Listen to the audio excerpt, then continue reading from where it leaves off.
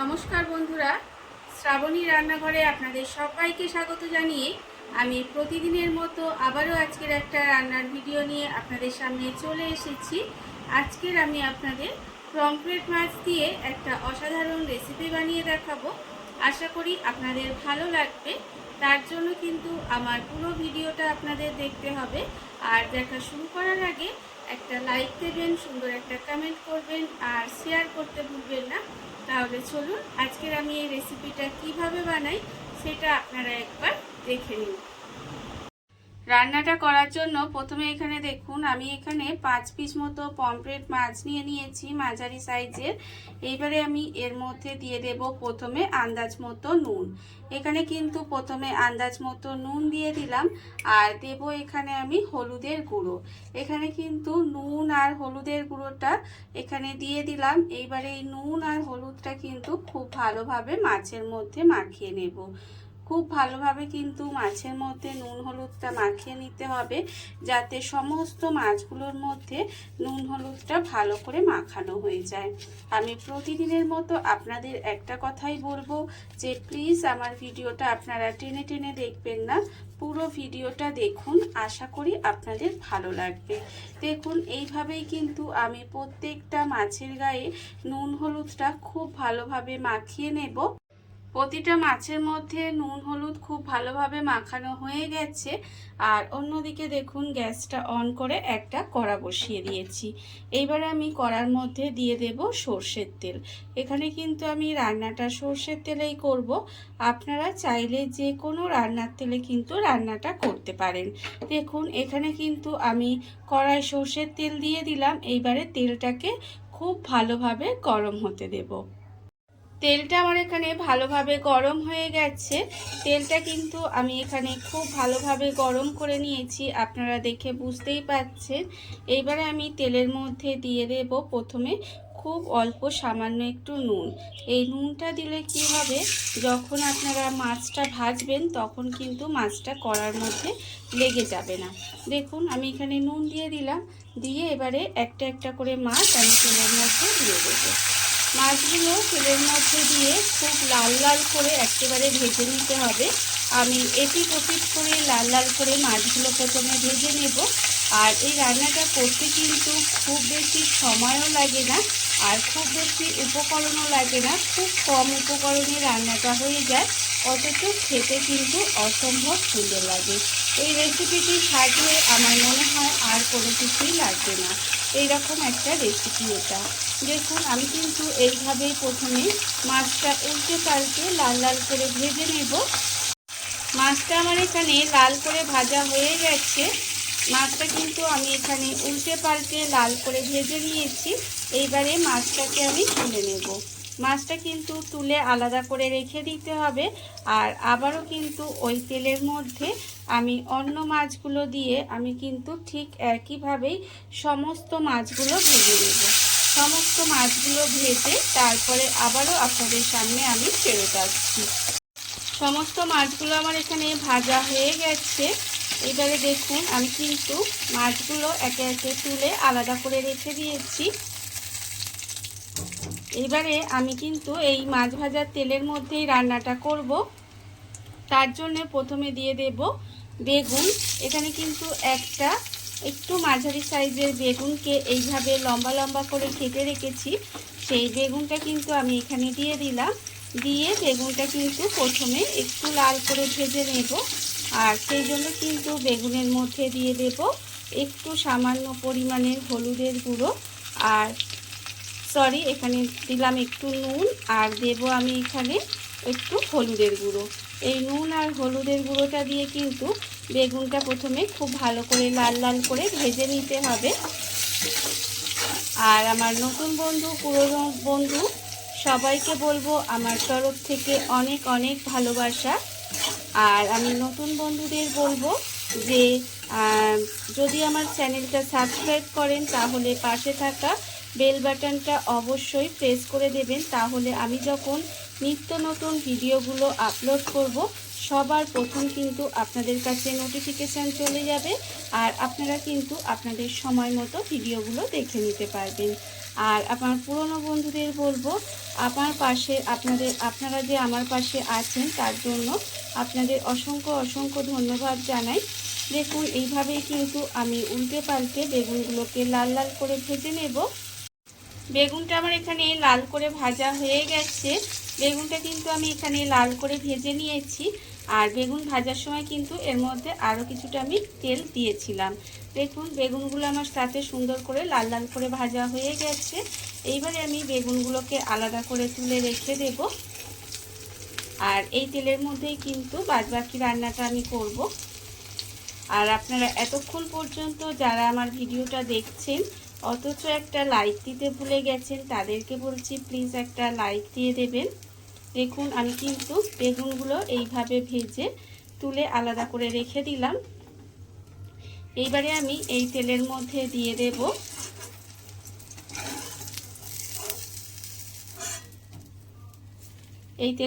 দিয়ে দেব পেঁয়াজ কুচি। এখানে কিন্তু একটা মাঝারি সাইজের পেঁয়াজ একদম সরু সরু করে কুচি করে রেখেছিলাম, সেই পেঁয়াজটা আমি এখানে দিয়ে দিলাম। পেঁয়াজটা দিয়ে কিন্তু পেঁয়াজটা প্রথমে একটু লাল করে ভেজে নিতে হবে। পেঁয়াজটা এইভাবে আমি কিন্তু একটু লাল করে ভেজে নেব। আর যতক্ষণে এখানটা পেঁয়াজটা ভাজা হচ্ছে ততক্ষণ কিন্তু আমি এখানে একটা মশলা রেডি করে নেব। তার জন্য আমি দেখুন নিয়েছি মিক্সির জার। মিক্সির জারের মধ্যে দিয়ে দেব এখানে প্রথমে পেঁয়াজ বলতে একটা পেঁয়াজ আমি এখানে ঝিরিঝিরি করে কেটে তেলের মধ্যে ভেজে রান্না করছি। আর একটা ছোট সাইজের পেঁয়াজ, এটা কিন্তু আমি বেটে রান্না করব, মানে মিক্সির মধ্যে দিয়ে দিলাম। এইবার দেবো আমি এখানে দেখুন একদম ছোট ছোট 4 কোয়া রসুন দিয়েছি, খুব বেশি রসুন কিন্তু দিইনি। আর দেবো এখানে 1 থেকে 1.5 ইঞ্চি মতো আদা, সেটা কিন্তু একদম ছোট ছোট করে কুচি করে রেখেছি, সেই আদাটা আমি এখানে দিয়ে দিলাম।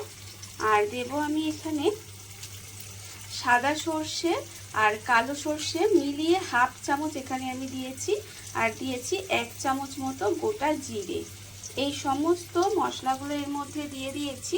এবারে এর মধ্যে অল্প একটু জল দেব, জল দিয়ে মশলাটা পেস্ট করে নেব।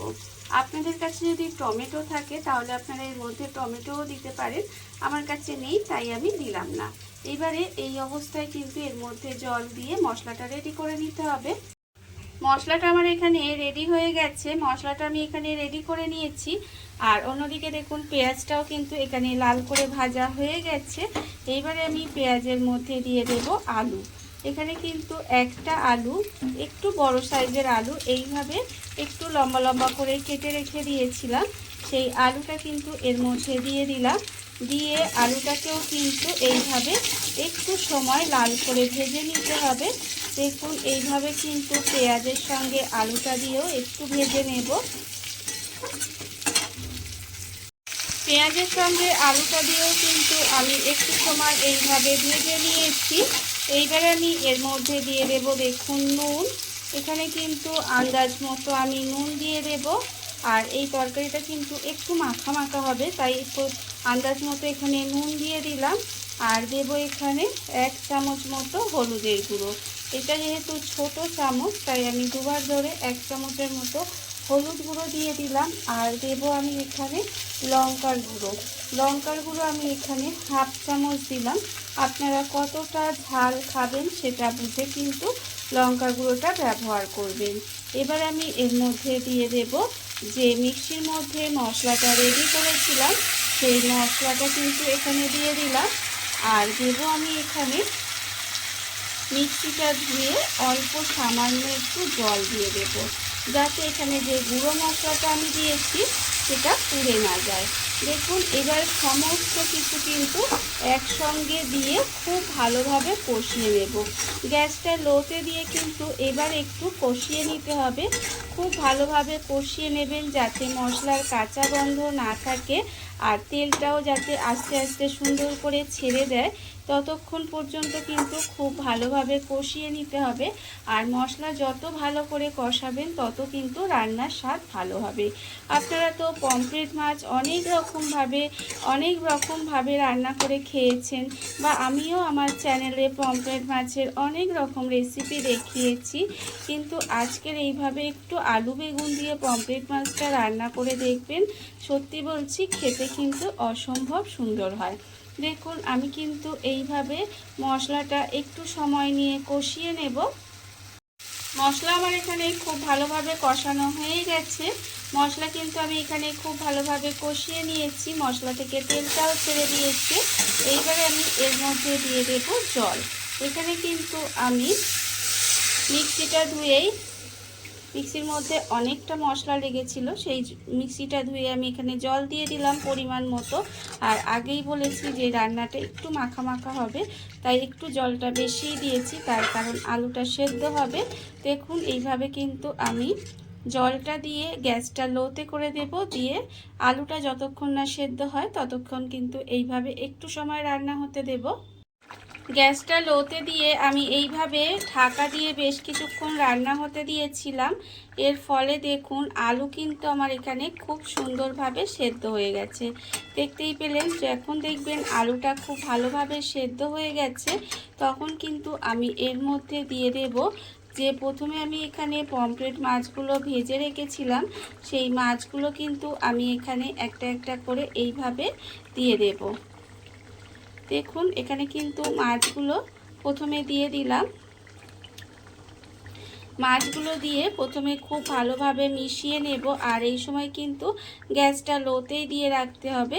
একটু মাছগুলো দিয়ে উল্টে পাল্টিয়ে আমি কিন্তু এখানে 5 মিনিট মতো একটু রান্না হতে দেব।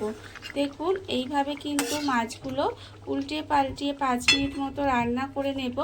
আর যখন এখানে মাছগুলো দিয়ে রান্না করব, তখনই কিন্তু এখানে যে ভাজা বেগুনগুলো আমি আগে থেকে বেগুন ভেজে রেখেছিলাম, সেই ভাজা বেগুনগুলোও কিন্তু এর ওপর থেকে আস্তে আস্তে দিয়ে দেব।